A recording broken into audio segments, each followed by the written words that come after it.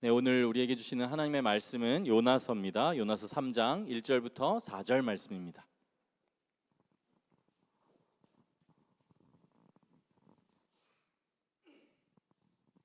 요나서 3장 1절에서 4절 말씀을 교독하도록 하겠습니다.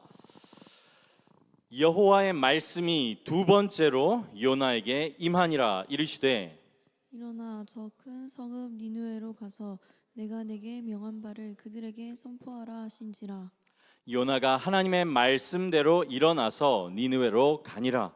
니느웨는 사흘 동안 걸을 만큼 하나님 앞에 큰 성읍이더라. 요나가 그 성읍에 들어가서 하루 동안 다니며 외쳐 이르되 40일이 지나면 니느웨가 무너지리라 하였더니. 아멘. 여러분, 오늘 주제는 순종이에요. 순종. 순순히 따른다, 이런 말입니다. 말 그대로 하면 순종. 경우에 따라서는 무조건 순순히 따르는 것이 다 좋은 건 아니니까요. 나쁘게 사용될 수도 있지만 우리가 정당하고 바른 권위에 대해서 이제 순종을 하는 것이 맞고요. 특히 하나님과 하나님의 말씀에 대해서는 그렇습니다. 그렇죠? 거기에 대해서는 이견이 없어요. 근데 우리가 이 순종이라고 할 때 우리 보통 권위 질서 이제 위에 있는 관계에서 이렇게 많이 사용을 하니까 부모님을 쉽게 생각해 볼 수가 있을 것 같아요. 돌이켜 보면 저는 부모님께 정말 순종을 잘 못했던 것 같아요. 잘 못했어요. 그러니까 겉으로 보면은 큰 문제 없이 내 할 일 알아서 하는 것 같아 보였는데, 부모님이 저한테 무슨 말씀을 하실 수 있잖아요. 하시면 제가 항상 하는 말이 이거였어요. 그러니까 내가 알아서 한다. 내가 알아서 한다. 막 고개 끄덕이면서 막 미소 짓고 계세요 지금. 근데 이거를 이렇게 여러분들 하는 것처럼 친절하게 말씀드린 것도 아니에요. 막 화내면서 내가 알아서 한다고. 그렇게 그 말을 참 많이 했던 것 같아요. 이게 생각이 나요. 지금 생각해 보면은 참 죄송하고 또 부끄럽기도 합니다. 저만 그런 거는 아닐 거예요. 여러분도. 물론 우리 육신의 부모님이 전적으로 다 옳고 그런 것은 아니죠. 다 연약함도 있고 또 한계도 있고 또 그렇죠. 근데 사실 제가 말씀드리고자 하는 것은 부모님께 그래서 무조건 순종해라 무슨 말씀에 그런 말은 아니고요. 우리 안에 이 정당한 권위에 대한, 그리고 특히 하나님에 대해서 이 내가 알아서 하겠다, 내 마음대로 하겠다, 그러니까 불순종하고자 하는 완고한 이 마음이 우리 안에 있다는 거예요. 우리 안에는 이 완고하고 자기중심적이고 순종하기 싫어하는 이 마음이 우리 안에 본성적으로 있어요.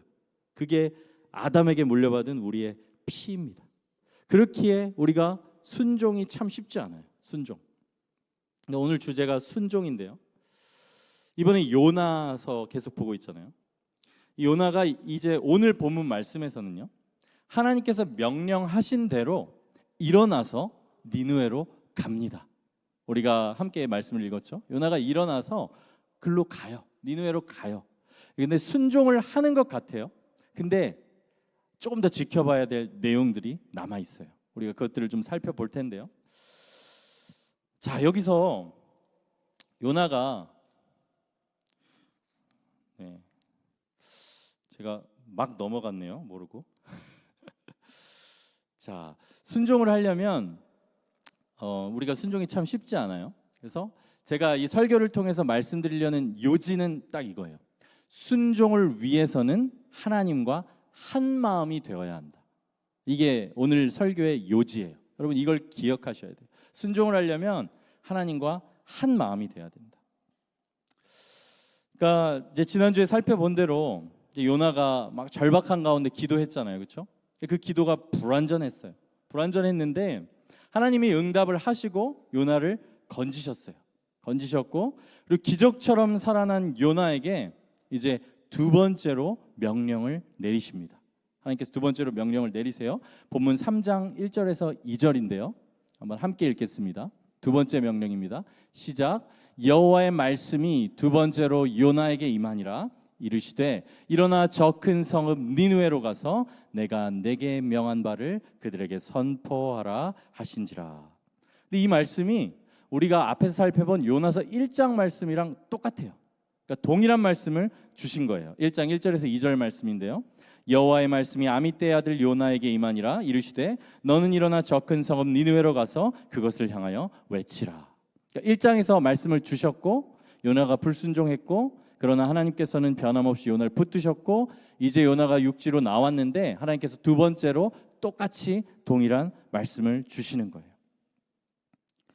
이번에는 보면 요나가 달라진 것 같아요. 달라진 것 같아요.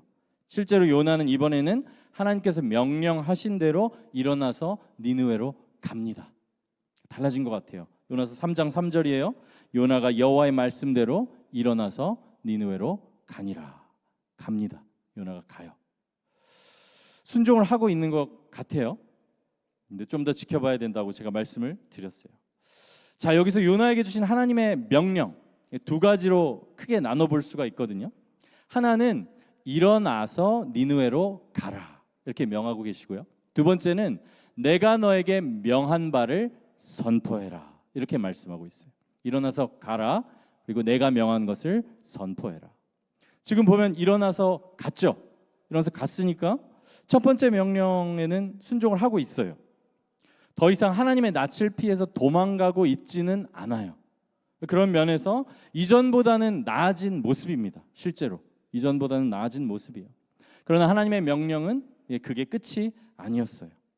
그는 일어나서 가서 하나님께서 명하신 바를 선포했어야 했어요. 그리고 이 부분이 오늘 요나의 마음 중심을 들여다볼 수 있게 하는 부분이에요. 사실 이제 내가 너에게 명한 것을 선포해라, 이렇게 말씀하시잖아요. 근데 뭘 구체적으로 명하셨는지, 그 선포하라고 하는 내용이 무엇인지는 성경에는 나오질 않아요. 3장에서 우리가 읽은 것에서도 나오지 않고요, 1장에서도 나오지는 않아요. 구체적으로 하나님께서 너 가서 뭐라고 선포해, 이렇게 나오지는 않아요. 그렇기 때문에 그 내용을 가지고 요나가 제대로 전했는지 안 전했는지를 우리가 판단하기는 어렵습니다. 그리고 한편으로는 아까처럼 요나가 니느웨로 실제 일어나 갔기 때문에 순종을 한 것처럼 보여요. 하지만 앞에서 제가 요지를 말씀드렸죠. 진정한 순종이란 것은 명하는 사람과 순종하는 사람이 한 마음이 될 때 가능해요. 한 마음이 될 때. 근데 요나는 이 한 마음이 되었는지 지금 본문을 좀 천천히 묵상해 보면 의심스러워요. 한번 3장 3절을 한번 같이 읽어보겠습니다. 시작. 요나가 여호와의 말씀대로 일어나서 니느웨로 가니라. 니느웨는 사흘 동안 걸을 만큼 하나님 앞에 큰 성읍이더라. 여기 3절 후반부에 보면 뭐라고 나와요? 니느웨가 사흘 동안 걸을 만큼, 그리고 하나님 앞에 큰 성읍이었더라. 그러니까 니느웨 성의 객관적인 규모와 함께 하나님께서 이 성읍을 어떻게 보시는지가 같이 나와 있어요. 이 성읍은 먼저는 사흘 길을 걸어야 다닐 수 있는 도시였어요. 객관적인 크기가 그러합니다. 그리고 그 객관적인 크기를 넘어서서 하나님께서는 이 도시를 크게 보셨어요. 그러니까 하나님 앞에 큰 성읍이다. 이걸 개역개정이 이렇게 번역하고 있는데, 대부분의 주석가들은 여기에 대해서 이 성읍을 하나님께서 가치 있게 여기셨다, 하나님께서 중요하게 보셨다, 이건 하나님께 의미 있는 도시다, 이런 의미예요. 그러니까 객관적으로 사흘 길을 걸어가야 하는 도시고요, 그리고 하나님이 보시기에는 중요한 성읍이었다는 거예요. 그런데 이 요나의 행동이 이 성경의 진술과 굉장히 대조가 되는 것을 우리가 볼 수 있어요. 본문 4절이에요. 요나가 그 성읍에 들어가서 하루 동안 다니며 외쳐 이르되 40일이 지나면 니느웨가 무너지리라 하였더니. 요나가 얼마간 다녔다고요? 하루 동안. 요나는 사흘 길의 도시에서 단 하루 길만을 다니면서 외쳐요. 외친 것은 맞아요. 하나님께서 외치라고 했으니까. 근데 사흘 길의 도시에서 고작 하루 길을 다니며 외쳤어요. 이게 정말 하나님의 마음과 하나 된 선지자의 모습인가? 이런 의문이 정말 들게 합니다. 그리고 또한 요나가 외친 내용에서도 그래요. 외친 내용. 요나는 보면요, 뭐라고 하냐면 40일이 지나면 니느웨가 무너지리라 이렇게 말씀해요. 그러니까 뭐냐면 심판의 메시지만을 전하고 있어요. 심판의 메시지. 하나님의 선하신 성품에 대한 선포도 없고 회개하라는 촉구도 없고 너희 40일이 지나면 이 니느웨 무너진다. 이 심판의 메시지만을 전하고 있는 거예요. 이게 요나의 모습이에요. 그러니까 하나님께서 소중하고 가치 있고 중요하게 여기는 그 니느웨를 요나는 하나님과 같은 마음으로 바라보지를 못하고 있어요. 그러니까 이럴 때 우리가 진정한 순종을 할 수 없다는 거예요. 하나님께서 중요하게 생각하시는 것을 중요하게 생각하지 않고 하나님께서 중요하지 않게 생각하시는 것을 중요하게 생각할 때 우리는 절대로 순종할 수 없어요. 명하신 분의 마음과 순종하는 사람의 마음이 같지가 않기 때문이에요. 그러면 여러분, 하나님께서 진짜 원하시는 것은 무엇이겠습니까? 하나님께서 진짜 원하시는 것은 무엇이겠어요? 우리가 진정한 순종을 하기 위해서는 하나님께 순종하는 삶 많이 우리가 말을 하잖아요. 근데 진짜 순종하기 위해서는 하나님께서 진짜 중요하게 여기시는 것은 무엇일까? 이걸 고민하고 우리가 기도해야 돼요. 그냥 행하기에 앞서서 그렇게 해야 돼요. 그때 우리가 그것이 한 번에 되지는 않을지라도 하나님의 마음에 가까워질 수 있고 점점 우리의 순종이 하나님의 마음에 닿게 되는 거예요. 하나님께서 진짜 원하시는 것은 뭘까요? 하나님 뭘 가장 중요하게 생각하실까요? 사무엘상 15장 22절에서 보면 이렇게 말씀해요. 순종이 제사보다 낫고 듣는 것이 순양의 기름보다 나으니. 뭐예요? 하나님께서는 형식적인 예배가 아니라 자원하는 마음으로 내 삶을 올려드리는 진정한 순종의 삶을 원하신다는 거예요. 하나님께서 우리에게 원하시는 것은 그거예요. 종교적이고 형식적인 예배가 아니라 어떤 종교인의 삶이 아니라 정말 자원하는 마음으로 내 삶을 올려드리는 순종의 삶. 하나님의 음성을 듣는 것이 하나님께 올려드리는 순양의 기름보다 낫다고 말씀하세요. 또한 하나님께서 우리에게 무엇보다 바라시는 것이 있다면 그것은 먼저는 하나님을 향한 감사와 사랑이에요. 호세아 6장 6절이에요. 나는 인애를 원하고 제사를 원하지 아니하며 번제보다 하나님을 아는 것을 원하노라.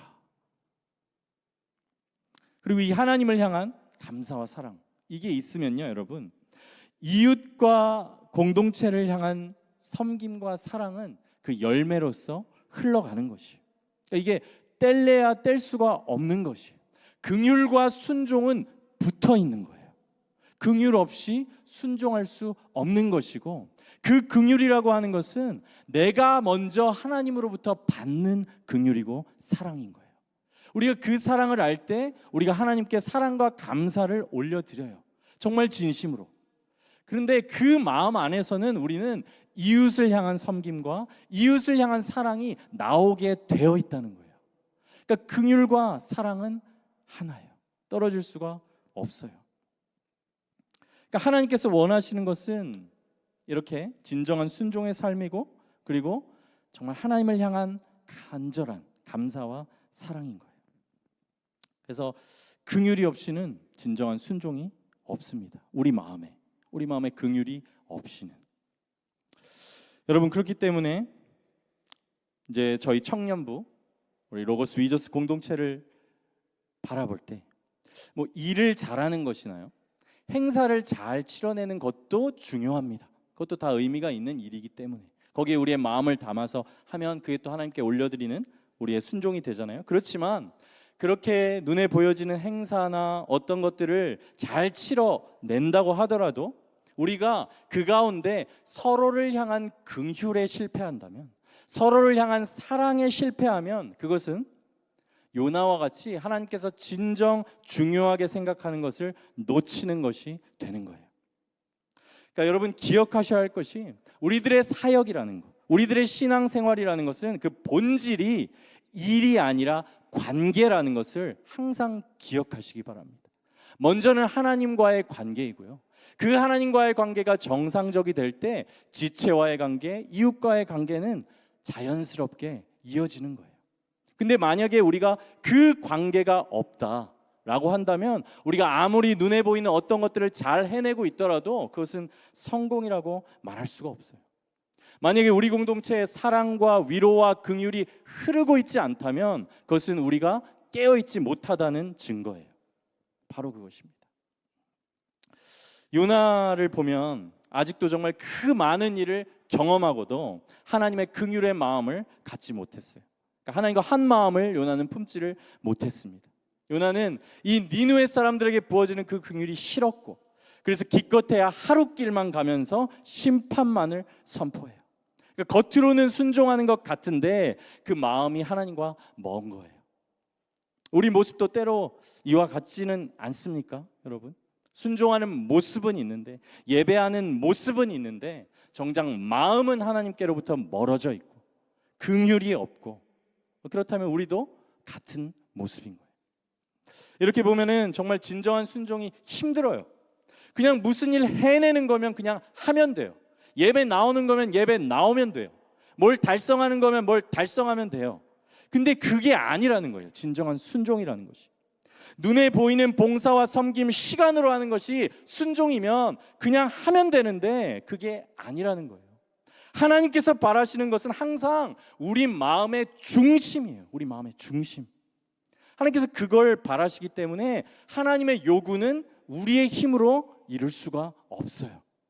우리의 힘으로 이룰 수가 없어요. 순종은 마음 중심의 문제입니다. 하나님과 한 마음이 되었냐 안 되었느냐, 이 문제인 거예요. 이제 오늘 요나 이야기를 통해서 순종에 필요한 두 가지를 제가 말씀을 드리기를 원합니다. 첫째, 진정한 순종을 위해서는 내 생각을 내려놓아야 해요. 내 생각을 내려놓아야 해요. 이게 힘들어요. 요나도 여기까지 오기가 얼마나 힘들었겠어요.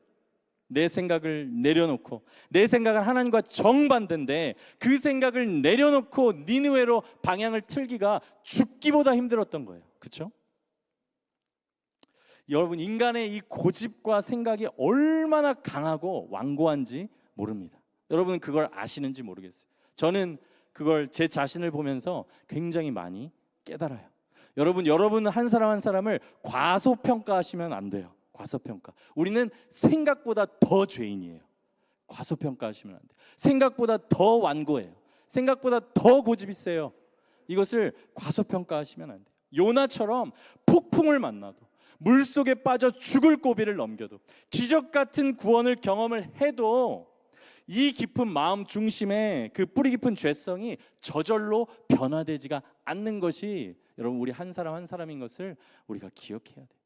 우리 자신의 생각을 내려놓기가 그렇게 어려운 거예요. 그래서 저도 때론 돌아보면 하나님께서는 어떤 사람을 순종의 사람으로 빚으시고자 할 때 때로 이 자기 생각을 내려놓을 수밖에 없는 그런 상황으로 때로는 몰아가시고 인도하시기도 하는 것을 보게 돼요. 그러니까 우리 자아를 깨트리시는 거예요. 우리가 우리 자신의 강한 자아, 내 생각, 내 관점, 내 고집, 내 계획으로 이게 가득 차 있어는 하나님께 순종할 수가 없습니다. 여러분, 우리가 착각하기가 쉬워요. 신앙생활이라는 것이 어떤 열심히 해가지고 내 생각을 강하게 하고, 내 관점을 강하게 갖고, 내 고집도 갖고, 내 계획을 이루어내는 그런 어떤 강인한 사람이 되는 것만을 신앙이 성숙한다고 생각하면 그거는 오해입니다. 오해예요. 오히려 계속해서 정말 진정한 신앙생활을 할 때 우리 안에 생기는 것은 정말 내 자아를 강하게 하는 것이 아니라 내 자아를 내려놓고 못 박는 것이에요. 그게 정말 신앙의 성숙이에요. 그것도 내 힘으로 되지가 않아요. 내 힘으로 되지가 않습니다. 내 생각으로 되는 것이 아닙니다. 복음으로 가능해요. 예수 그리스도를 믿는 믿음으로 가능해요. 그러니까 예수 그리스도께서 십자가에서 이루신 일을 믿음으로, 내가 거기에 이미 못 박혔음을 믿음으로 우리의 생각이 내려놓아지는 것이고 우리의 자아가 못 박아지는 것이에요. 우리가 이것을 기억하지 않으면 오히려 내 의지와 내 힘과 내 자아를 실현하는 것을 신앙생활로 생각하면서 오랫동안 신앙생활을 하면요, 오히려 자기 확신에 가득 찬 사람, 율법적인 사람, 긍휼이 없는 사람, 이런 종교인이 될 수가 있습니다. 그거는 복음의 사람이 아니에요. 복음의 사람은 십자가에 자기 자아를 못 박을 수 있는 사람이에요. 복음의 비밀을 알아서 그것을 나에게 적용시킬 수 있는 사람이에요. 그래서 죄를 이기고 자기 생각을 하나님의 뜻에 맞추어 갈 수 있는 사람이 복음의 사람이에요. 갈라디아서 5장 24절 말씀 한번 함께 읽을게요. 시작. 그리스도 예수의 사람들은 육체와 함께 그 정욕과 탐심을 십자가에 못 박았느니라. 누가복음 9장 23절입니다. 아무든지 나를 따라오려거든 자기를 부인하고 날마다 제 십자가를 지고 나를 따를 것이니라. 로마서 6장 11절에서는 이렇게 말씀해요. 이와 같이 너희도 너희 자신을 죄에 대하여는 죽은 자요 그리스도 예수 안에서 하나님께 대하여는 살아있는 자로 여길지어다. 왜냐하면 내가 믿음으로 예수 그리스도와 연합되었기에. 이것이 신앙이 성숙하는 거고 그리스도의 제자가 되는 거고 순종의 삶으로 들어가는 것이에요. 그러니까 순종이라는 것은 내 생각을 내려놓고 내 뜻을 내려놓을 줄 아는 사람이 되어가는 거예요. 그리고 이때 나타나는 것이 점점 이 하나님의 완전하심과 나의 이 한없이 지혜 없고 정말 완고한 이 모습이 항상 대조가 돼요. 항상 그 불완전함을 알아가기에 또 신앙이 성숙하면서 당연히 되어지는 것은 겸손한 사람이 되어가고요. 그리고 그 가운데 나를 참아주시고 변함없이 사랑하시는 하나님의 긍휼을 경험하면서 타인에게도 긍휼을 베풀고 느끼는 사람이 되어가는 것이에요. 여러분, 하나님은 우리보다 훨씬 더 높고 크신 분임을 여러분 항상 기억하시기 바라요. 그분 앞에서 여러분의 생각과 뜻을 주장하지 말고 그분께 맞추어 가시기 바랍니다. 이사야 말씀이에요. 이사야 55장 8절에서 9절. 이는 내 생각이 너희의 생각과 다르며 내 길은 너희의 길과 다름이니라. 여호와의 말씀이니라. 이는 하늘이 땅보다 높음같이 내 길은 너희의 길보다 높으며 내 생각은 너희의 생각보다 높음이라. 이렇게 하나님의 뜻과 우리의 뜻에는 차이가 있고 하나님과 우리에게는 이렇게 큰 차이가 있어요. 그렇게 순종하기 위해서는 항상 여러분 내 뜻을 내려놓을 준비를 하셔야 해요. 그게 믿음이에요. 나를 주장하는 자세가 아니라 겸손하게 주님 내게 말씀하옵소서. 이 자세를 가지고 주님께 귀를 기울여야 돼요. 우리 생각이 비워질 때만 하나님의 뜻으로 우리 마음이 채워질 수 있고요. 나를 십자가에 못 박을 때만 우리는 새 생명으로 살아갈 수 있습니다. 이제 둘째로 순종을 위해서는 하나님과 같은 마음을 품어야 돼요. 하나님과 같은 마음, 하나님과 한 마음이 돼야 돼요. 이 말씀을 오늘 계속 드렸죠. 요나는 여기서 실패하고 있어요. 요나는 자기 생각을 꺾기는 했지만 하나님과 한 마음이 되지를 못했어요. 여러분, 진정한 순종을 위해서는 하나님 아버지의 마음이 필요해요. 예수 그리스도의 마음이 필요해요. 그것은 다름 아닌 긍휼이에요. 긍휼. 이 긍휼이 우리가 진정한 순종의 삶으로 나아가기 위해서 회복해야 될 마음이에요. 지체를 섬기기 이전에 우리 마음에 긍휼이 없으면 그것은 순종이 될 수가 없습니다. 이 순종과 이 긍휼, 우리에게 보여주신 완벽한 분이 바로 예수 그리스도세요. 이 순종과 긍휼의 완벽한 모델. 예수께서는 그 뜻을 내려놓으셨어요. 그래서 순종이 가능했어요. 내 뜻대로 마옵시고 아버지의 뜻대로 하옵소서. 여러분, 다른 기도가 아니라, 근데 이걸 포기하는 기도로 사용하면 안 되고요. 여러분의 삶을 최선을 다해서 성실히 살아가면서 이 기도를 배우시기 바랍니다. 예수님께서는 완전한 순종을 하신 후에 내 뜻대로 마옵시고 아버지의 뜻대로 하옵소서 말씀하셨어요. 우리는 둘 중에 하나로 치우쳐요. 그냥 포기해버리거나 아니면 내 생각을 붙들거나. 그게 아니에요. 내가 정말 성실하게 하나님 앞에서 살아내는 그 삶 가운데 내 뜻대로 하지 마옵시고 아버지의 뜻대로 하옵소서. 이 기도를 우리가 할 수 있어야 돼요. 그리스도는 이제 자기 뜻을 다 내려놓으셨어요. 내려놓으실 뿐만 아니라 십자가를 지셨어요. 근데 행동만 그렇게 하신 것이 아니라 마음 중심까지도 하나님 아버지와 완전히 하나 되어서 하나님과 동일한 긍휼의 마음을 예수님께서 품으셨어요. 그러니까 십자가를 지시면서까지도 그렇게 하신 거예요. 그랬기에 예수님께서는 못 박히신 상황에서도 자기를 조롱하는 죄인들 향해서 이렇게 기도하십니다. 아버지, 저들을 사하여 주옵소서. 자기들이 하는 것을 알지 못함이니이다. 그러니까 예수님께서는 하나님의 아들이시고 아무 죄가 없으신데 자기를 못 받고 조롱하고 핍박하는 원수들을 향해서조차 이 긍휼의 마음을 가지고 계셨어요. 정말 저는 이것들을 볼 때 이해할 수가 없어요. 그리고 감당할 수가 없어요. 그 긍휼이에요. 예수 그리스도께서 품으신 긍휼. 그런데 바로 이 긍휼이 우리를 향한 하나님 아버지의 마음이라는 것을 여러분 믿으시기 바랍니다. 이것이 예수 그리스도께서 십자가를 통해서 보이신 그 원수들만을 향한 마음이 아니라 여러분을 위한, 저를 위한 바로 그 마음이에요. 이해할 수가 없는 원수를 사랑하시는 사랑과 긍휼, 완고한 나를 사랑하시는 긍휼, 변하지 않는 나를 사랑하시며 포기하지 않으시는 긍휼, 이게 우리에게 부어진 긍휼이라는 거예요. 우리의 모습은 어떻습니까? 요나랑 똑같잖아요. 나에게 부어지는 은혜와 긍휼은 좋아하면서 다른 사람에게 부어지는 호의와 긍휼에 대해서는 용납하지 못하는 우리, 완고한 우리. 정말 우리들 한 사람 한 사람이 예수 그리스도를 만날 때는 탕자처럼 주를 만났는데 또 다른 탕자들은 사랑으로 바라보지 못하는 우리, 정말 요나와 같은 우리들의 모습인데, 그런 요나조차, 그런 우리조차, 그런 저조차 긍휼이 여기시는 그 이해할 수 없는 긍휼이 바로 우리에게 부어진 긍휼이라는 거예요. 로마서 5장 8절 말씀입니다. 우리가 아직 죄인 되었을 때 그리스도께서 우리를 위하여 죽으심으로 하나님께서 우리에 대한 자기의 사랑을 확증하셨느니라.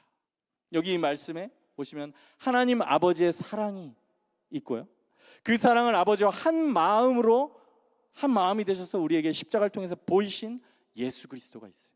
우리를 향한 사랑은 항상 여러분을 기억하셔야 돼요. 항상 기억하셔야 될 것은, 우리를 향한 사랑은 우리가 아직 죄인 되었을 때, 우리가 아직 연약할 때에 우리를 불러주시고 사랑하신 그 사랑이란 것을 여러분 기억하시기 바랍니다.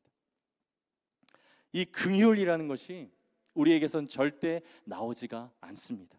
이 긍휼은 성삼위 하나님으로부터, 복음과 성령의 역사로부터만 주어지는 정말 자연적이지 않은, 우리 마음에서 자연적으로 나오는 그 마음이 아니고 초자연적인 능력이며 기적이 이 십자가의 사랑이에요. 이 성령의 역사에 우리들이 정말 용서가 있고 우리들의 삶에 사랑이 있고 긍휼이 있어요. 로마서 5장 5절에서 6절 다시 한번 우리 함께 읽어보겠습니다. 시작. 소망이 우리를 부끄럽게 하지 아니함은 우리에게 주신 성령으로 말미암아 하나님의 사랑이 우리 마음에 부은 바 됨이니, 우리가 아직 연약할 때에 기약대로 그리스도께서 경건하지 않은 자를 위하여 죽으셨도다. 그러니까 그리스도께서 우리가 아직 죄인 되었을 때, 연약할 때에 우리를 위하여 죽으셨고, 그리고 그 십자가를 통해서 성령으로 말미암아 하나님의 사랑이 우리 마음에 부어진다고 말씀을 합니다. 이 역사만이, 이 복음만이, 우리에게 부어진 이 하나님의 사랑과 긍휼만이 우리 안에 이 긍휼을 회복시키는 거예요. 그리고 이 긍휼이 이 원수 같은 나에게, 아직 죄인 되었던, 연약했던 나에게 부어진, 그리고 지금도 부어지고 있는, 지금도 참으시고 있는 그 사랑과 긍휼과 용서라는 것을 우리가 정말 마음으로 알 때, 우리가 그때 비로소 다른 사람들을 향해서 갖는 마음이, 이 긍휼의 마음이 조금씩 그것을 알아가는 만큼 우리가 달라지게 되는 거예요. 주 안에서 사랑하는 여러분, 우리 안에 이 긍휼을 구하고 또 더 회복하기를 바랍니다. 우리 한 사람 한 사람이 정말 복음 안에서 이 사랑과 긍휼을 누려야 되고요, 누려야 되고 확인해야 되고, 이 긍휼이 나에게서만 머무는 것이 아니라 우리 공동체에, 그리고 나를 통해서 또 예배당 밖으로, 여러분들 가족 가운데, 직장 가운데, 세상 가운데 흘러야 돼요. 이게 우리를 부르신 목적이에요. 우리가 이 긍휼의 눈으로 이 이웃과 지체를 바라볼 수 있기를 바랍니다. 그리고 내가 받은 이 긍휼을, 그리고 이 긍휼의 눈으로 내가 대하기 어렵다고 생각하는 그 사람을 이 긍휼의 눈으로 바라볼 수 있기를 바라요. 여러분, 이 긍휼이 있으면요, 관계에 문제가 생기지가 않아요. 신기해요. 연약함이 문제가 아니에요. 뭐 실수가 문제가 아니에요. 그 사람을 향한 긍휼한 마음이 있으면 괜찮아요. 괜찮아요. 이 긍휼이요, 미운 마음을 이깁니다. 못마땅한 마음을 이겨요. 저도 여러분을 항상 이 긍휼의 눈으로 바라보기를 원합니다. 그리고 동일하게 여러분도 저에 대해서 그렇게 해주셔야 돼요. 그리고 여러분이 서로를 이 긍휼의 눈으로 바라보셔야 돼요. 그 나를 힘들게 하는 어떤 사람들이 있더라도, 물론 쉽지 않지만 기도하는 가운데, 이 복음을 다시 확인하는 가운데 이 긍휼의 눈으로 그 사람들을 바라볼 수 있게 해달라고 여러분 기도하시기를 바라요. 이 긍휼의 마음과 긍휼의 눈을 여러분 구하시기를 바랍니다. 이 긍휼로부터, 우리가 하나님으로부터 이 긍휼을 받아 누릴 때, 그때부터 진정한 순종이, 우리 마음 중심으로부터 올라오는 그 삶의 순종이 점점 가능하게 될 거예요. 말씀을 맺습니다. 하나님께서는 우리에게 진정한 순종을 원하세요. 그 순종을 위해서 여러분, 우리 생각을 내려놓아야 합니다. 십자가를 바라보셔야 돼요. 그리고 하나님과 한 마음이 되셔야 돼요. 하나님과 한 마음이 되는 길은 오직 복음이고, 그분의 복음 안에서 드러난 사랑을 내가 충만히 누리는 거예요. 우리가 이 진정한 순종과 긍휼로 나아가는 그런 공동체가 되기를 소망합니다.